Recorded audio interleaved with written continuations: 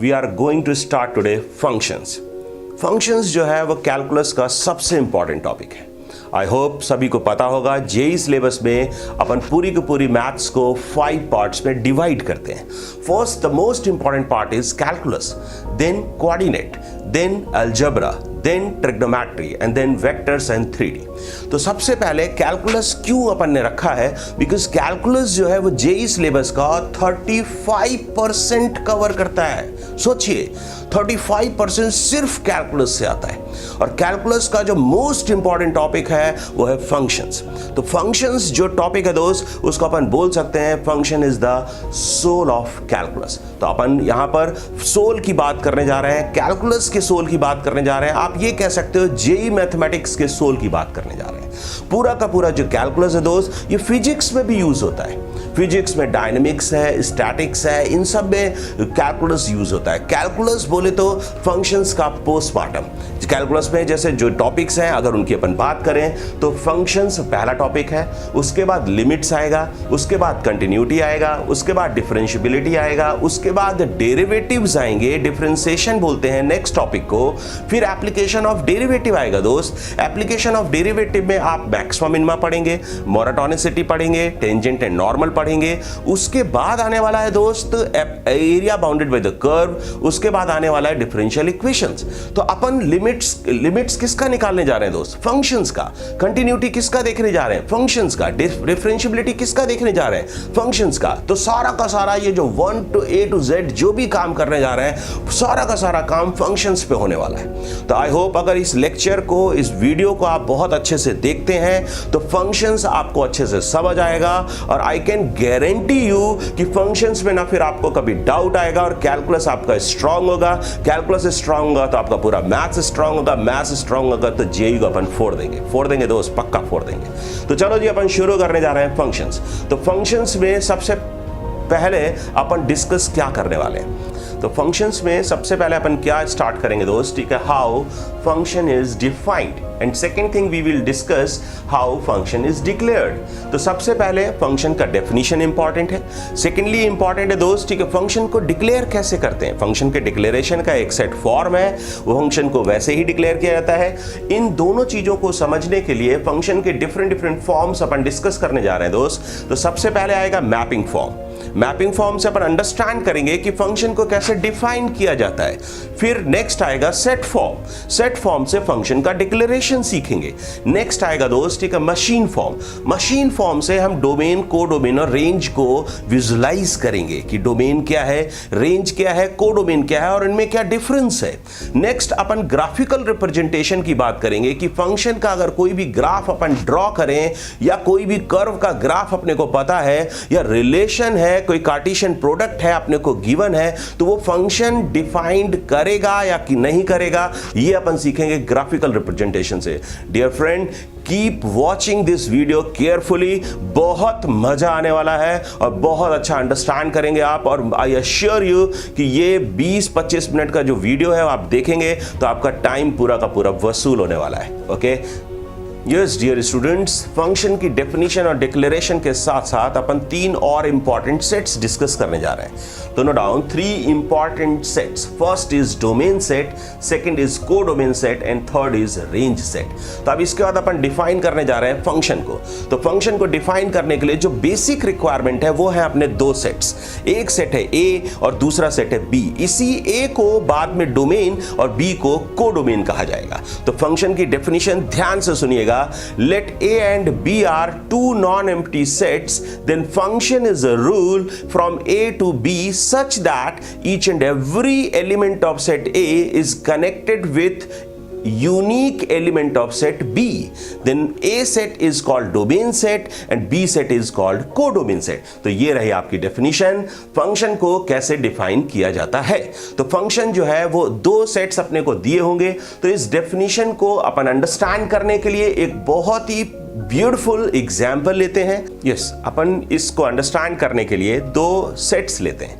दोनों sets non empty sets हैं। एक सेट है A, दूसरा सेट है B। A को अपन डोमेन बोलेंगे, B को कोडोमेन बोलेंगे। नॉन एम्प्टी का मतलब होता है दोस्त, ठीक है, इन दोनों सेट्स में कम से कम एक एलिमेंट है। तो अगर अपन फंक्शन को डिक्लेयर करना चाहें तो अपन डिक्लेरेशन में कैसे लिखते हैं, F is defined from set A to set B.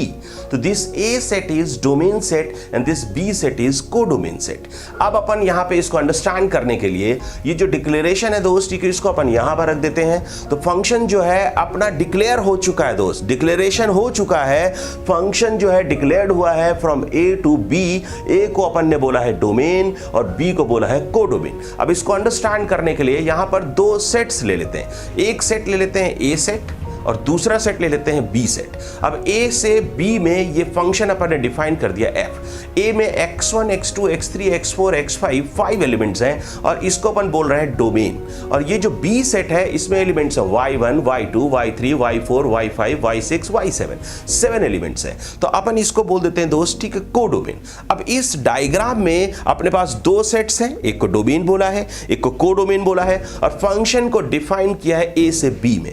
अब मैं क्या करता हूं दोस्त, ठीक है, x1 को y1 से कनेक्ट करता हूं, x2 को y2 से कनेक्ट करता हूं, x3 को y3 से कनेक्ट करता हूं, x4 को y4 से, x5 को y5 से कनेक्ट करता हूं। y6 एंड y7 ये दोनों एलिमेंट्स नॉट कनेक्टेड कैटेगरीज में हैं। ये दोनों एलिमेंट्स किसी भी एलिमेंट से कनेक्टेड नहीं है, ध्यान रखिएगा। तो ये कोडोमेन है। कोडोमेन का कोई भी एलिमेंट ऐसा हो सकता है जो किसी एलिमेंट से कनेक्टेड ना हो, लेकिन डोमेन सेट का कोई भी एलिमेंट ऐसा नहीं हो सकता है जो कनेक्टेड ना हो। ध्यान दीजिएगा दोस्त कि अपने साथ क्या है कि अपन फंक्शंस को डिफाइन करने के लिए दो बेसिक कंडीशंस लेके चल रहे हैं कि जो डोमेन सेट है इसके सारे के सारे एलिमेंट्स कनेक्टेड होने चाहिए। फुलफिल हो रहा है दोस्त कि भाई सारे के सारे एलिमेंट्स कनेक्टेड है। एंड प्लस एक दूसरी चीज है, unique element of set B से कनेक्टेड होना चाहिए। मतलब अगर x1 y1 से कनेक्टेड है तो फिर x1 किसी और एलिमेंट से कनेक्टेड नहीं हो सकता। मतलब अगर x1 जो है वो y1 का प्री इमेज कहलाता है और y1 जो है वो x1 का इमेज कहलाता है, तो यहां पर यूनिक इमेज की बात करते हैं। किसकी बात करते हैं दोस्त? यूनिक इमेज की बात करते हैं, यूनिक प्री इमेज की बात नहीं करते हैं। प्री इमेजेस एक से ज्यादा हो सकती हैं, इसका मतलब आपका y1 एक से ज्यादा एलिमेंट से कनेक्ट हो सकता है, लेकिन x1 कभी भी एक से ज्यादा एलिमेंट से कनेक्टेड नहीं होगा। जैसा कि आपने देखा दोस्तों, इन दोनों सेट्स के लिए ए और बी के लिए कि डोमेन का कोई भी एलिमेंट एक से ज्यादा एलिमेंट से कनेक्टेड नहीं होगा। तो इसका ये इंडियन मेंटालिटी का सेट है। अपन कह सकते हैं वन हस्बैंड वन वाइफ, एक हस्बैंड के साथ एक वाइफ होगा। तो डोमेन सेट जो है वो इंडियन मेंटालिटी को कंप्लीटली फॉलो करता है, जबकि कोडोमेन सेट इंडियन मेंटालिटी को फॉलो नहीं करता है। कोडोमेन का एक एलिमेंट एक से ज्यादा एलिमेंट से कनेक्ट हो सकता है, जबकि डोमेन में one husband one wife relationship follow होता है। तो एक x1 के लिए एक y1। तो अपन करते क्या है दोस्त, इस डायग्राम को थोड़ा सा साइड में रख करके फंक्शन के सेट फॉर्म को समझते हैं। तो समझिएगा दोस्त, यहां पर x1 हमारा y1 से कनेक्टेड था, तो इसका अपन यहां पर एक f डिफाइन कर लेते हैं। f equals to curly bracket के अंदर फर्स्ट ऑर्डर पेयर आ रहा है दोस्त x1, y1। Second order pair x2, y2 से कनेक्टेड है तो x2, y2। Third order pair x3, y3 से कनेक्टेड है तो x3, y3। Then x4, y4 and respectively x5, y5 curly bracket close करिए प्यार से। और ये एक फंक्शन है दोस्त, ये रिलेशन जो है ये फंक्शन है, ये रूल जो है ये फंक्शन है। This is called set form of the function. इसको set form of the function कहा जाता है। तो फंक्शन में अपन जो ऑर्डर्ड पेयर्स अपन ने define, I think ordered pair सभी समझते होंगे। ऑर्डर्ड पेयर का मतलब होता है कि जो फर्स्ट एलिमेंट है वो फर्स्ट के प्लेस पे आएगा एंड सेकंड एलिमेंट जो है वो सेकंड के प्लेस पे आएगा। इनके ऑर्डर को चेंज नहीं कर सकते। A, B ordered pair cannot be equals to B, A ordered pair। तो बेसिकली ठीक है, यहां पर ये जो फंक्शन आपने डिफाइन किया है कंप्लीटली सेट फॉर्म में, तो उसमें जो फर्स्ट कोऑर्डिनेट्स हैं like x1, x2, x3, x4, x5, जो फर्स्ट कोऑर्डिनेट्स आ रहे हैं ऑर्डर्ड पेयर्स के, इन कोऑर्डिनेट्स को अगर अपन किसी सेट के फॉर्म में लिख दें तो इसी को डोमेन सेट कहा जाता है। तो इसी के नीचे अपन लिख देते हैं दोस्त, ठीक है, domain set equals to A, जो अपन ने A बोला है equals to within curly bracket x1, x2, x3, x4, x5, इसको डोमेन सेट कहा जाएगा। सिमिलरली रेंज सेट आएगा जिसको अपन सेट ऑफ इमेजेस बोलते हैं। तो नेक्स्ट आ रहा है दोस्त, ठीक है, रेंज सेट अपन लिखते हैं। रेंज में क्या आएगा, अगेन ठीक है, within curly bracket we have to put y1, y2, y3, y4, y5। तो कोडोमेन सेट के जितने एलिमेंट्स कनेक्टेड की कैटेगरीज में हैं उनको अपन रेंज के एलिमेंट्स बोलते हैं। और जो y6, y7 था जो नॉट कनेक्टेड था वो कोडोमेन में तो होगा बट रेंज में नहीं होगा। रेंज बोले तो सेट ऑफ इमेजेस, कोडोमेन बोले तो all the elements belonging to set B into which function is to be defined. तो अपन यहां से नेक्स्ट सेट ले देते हैं कोडोमेन सेट। तो codomain set equals to within curly bracket y1 to y7 all elements. तो ये डिफरेंस है between domain, range and codomain में। दोस्तों ऐसा लगता है मुझे कि शायद आपको डोमेन, कोडोमेन और रेंज तीनों का डिफरेंस समझ आया होगा, तीनों की डेफिनेशन समझ आई होगी। तो अपन डोमेन फिर से एक बार जल्दी से देखते हैं। डोमेन बोले तो set of pre images, domain बोले तो set of pre images. Codomain बोले तो all the elements belonging to set B. Range बोले तो set of images, only those elements which are connected with any one of the element of set A और domain set. अब अपन next example लेने जा रहे हैं, तो अपन इसको हटाते हैं दोस्त, ठीक। अब और कुछ ब्यूटीफुल एग्जाम्पल्स लेते हैं, छोटे छोटे एग्जाम्पल्स लेकर के मैं आपको समझाता हूं कि फंक्शन डिफाइंड अगर है तो कैसे होगा। अपन अगर मैपिंग के फॉर्म से आइडेंटिफाई करना चाहें, कोई भी मैपिंग अपने को दिया है तो अपन वो मैपिंग फंक्शन बोलेंगे या नहीं बोलेंगे, तो उसके लिए खटाखट अपन 2-3 एग्जाम्पल्स लेते हैं। तो let this is your A set, this is your B set. छोटे छोटे एग्जाम्पल्स लेते हैं। यहां से अपन ने फंक्शन को डिफाइन कर दिया, इसको अपन वही डोमेन सेट बोलते हैं, इसको कोडोमेन सेट बोलते हैं। डोमेन में x1, x2 आ रहा है, कोडोमेन में y1, y2, y3 आ रहा है। तो अब x1 को अगर मैंने y1 से कनेक्ट कर दिया और x1 को y2 से कनेक्ट कर दिया और x2 को कनेक्ट किया है दोस्त y3 से, ध्यान दीजिएगा, x1 को कनेक्ट किया है y1 एंड y2 से, क्या हो रहा है दोस्त, एक हस्बैंड का 2 वाइफ, चलेगा क्या, नहीं चलेगा। तो इसका मतलब 1 to many जा रहा है। 1x is connected with many y, not allowed, this is not a function।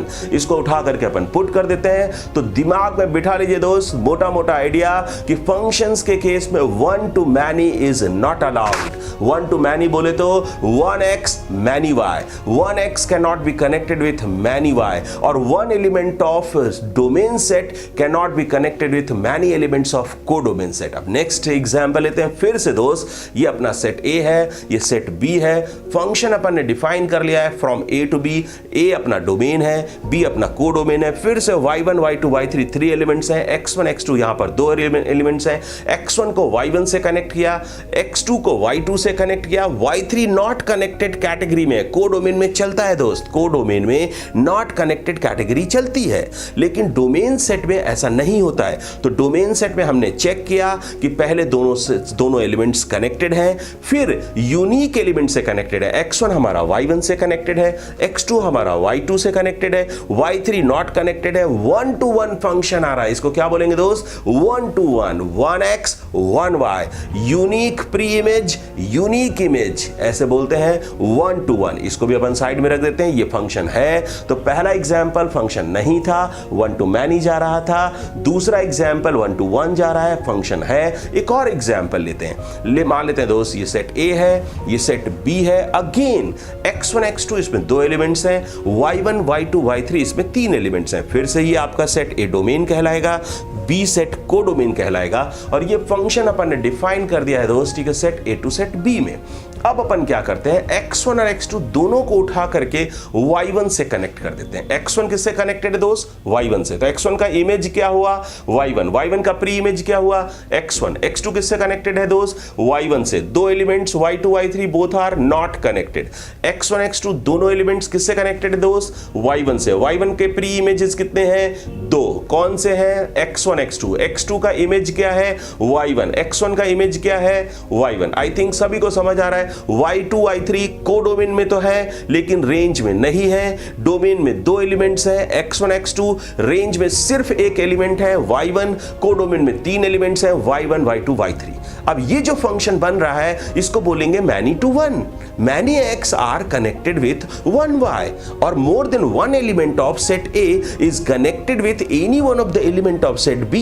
These kind of functions are called many one functions. दोस्त ये many one है लेकिन ये फंक्शन है। many to one फंक्शन होता है, one to many फंक्शन नहीं होता है। इसको भी उठा करके अपन यहां रख देते। तो इन तीनों केसेस में आपने देखा one to many फंक्शन नहीं था, one to one फंक्शन था, many to one भी फंक्शन है। अब नेक्स्ट अपन आगे बढ़ते हैं।